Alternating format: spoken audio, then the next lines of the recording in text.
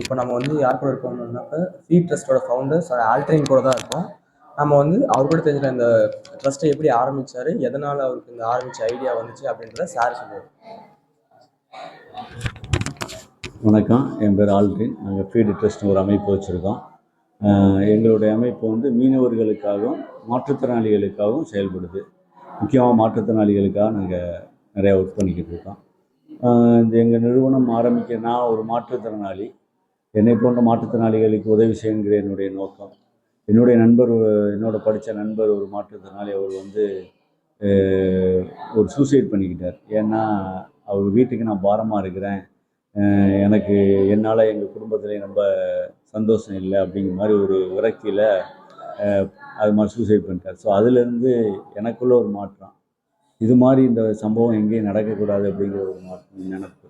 So அந்த இதில் வந்து எங்கள் பகுதியில் உள்ள எங்கள் ராமேஸ்வரம் ஐலண்டில் உள்ள மாற்றுத்திறனாளிகளை ஒன்றிணைத்து அவர்களுக்கெல்லாம் நம்ம வந்து ஒரு வேலை வாய்ப்பு கொடுக்கணுங்கிற நோக்கத்தில் நாங்கள் வந்து இந்த நிறுவனம் ஆரம்பித்தோம். அவங்களெல்லாம் ஒன்று சேர்த்து முதல்ல நாங்கள் ஒரு ட்ரைனிங் கொடுத்து அப்படியே வேலை வாய்ப்பு ஏற்படுத்தி கொடுத்து அவங்க ஒவ்வொரு மாதமும் ஏதோ அவங்களால முடிஞ்ச அளவு ஏர்ன் பண்ணுறதுக்கு ஒரு மாதம் 5000 ரூபா 6000 ரூபா ஏர்ன் பண்ணி அவங்களுடைய தேவைகளை அவங்க பூர்த்தி செய்கிற அளவுக்கு நாங்கள் எங்களால் முடிஞ்ச வழிமுறைகளை நாங்கள் செஞ்சு கொடுத்துருக்கோம். எங்களுடைய நிறுவனத்தை பார்த்தீங்கன்னா ஒரு 4 விதமான ப்ராடக்ட் பண்ணுறோம். இதயா ப்ராடக்ட்டுங்கிற ஒரு அமைப்பு உருவாக்கியிருக்கோம். அந்த இதயா ப்ராடக்ட்லேருந்து இறால் ஊறுகாய் பண்ணுறோம், மீன் ஊறுகாய், கனவா ஊறுகாய், இது போன்ற ஊறுகாய் பண்ணுறோம். ஃபுட் மேட், கால் மிதியடி வேஸ்ட் பனியன் கிளாத்லேருந்து நாங்கள் திருப்பூர்லேருந்து வாங்கிட்டு வந்து அது பண்ணுறோம். சிப்பி, சங்கு போன்ற அழகு பொருள்கள் வந்து நாங்கள் தயாரிக்கிறோம். அதுலேருந்து அழகு பொருள் செஞ்சு கம்பெனிகளுக்கு சேல்ஸ் பண்ணுறோம். ஒரு கோகோனட் ஆயில் பியூர்லி எந்த கெமிக்கல் எதுவும் ஆட் பண்ணாமல் எங்கள் தங்கச்சி மடத்தில் உள்ள தேங்காயால் தயாரிக்கப்பட்ட தேங்காய் எண்ணெய் ஒன்று நாங்கள் பண்ணிக்கிட்டு இருக்கோம். ஸோ இது வந்து இவங்களுடைய இன்கம் ஜெனரேட்டிங் ஆக்டிவிட்டியாக பண்ணிக்கிட்டு இருக்கோம். இது வந்து அவங்களுடைய பொருளாதாரத்தை நாங்கள் டெவலப் பண்ணுறதுக்காக பண்ணுறோம். அப்புறம் எங்களுடைய நிறுவனத்தில் 2வது வந்து கல்வி 2வது பார்ட்டு.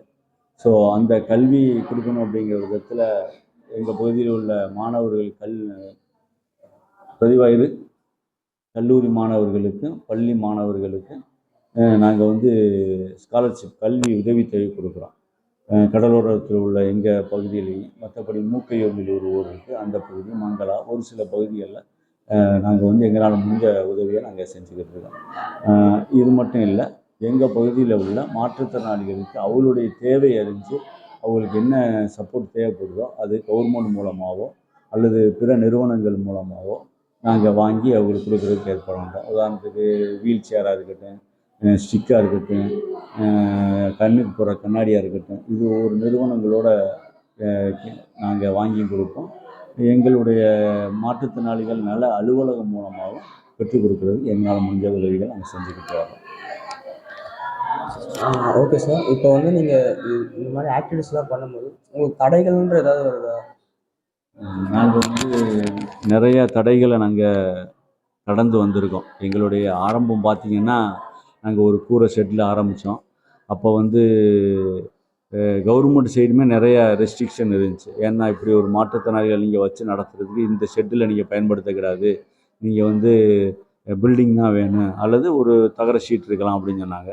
ஸோ அதனால் நாங்கள் அதை ரெடி பண்ணிவிட்டு அப்புறம் நாங்கள் ஒரு தகர ஷீட்டு போட்டோம். அதுலேயுமே ஒரு சில டிஃபெக்ட் இருந்துச்சு. அப்புறம் கட்டடம் கட்டினோம்.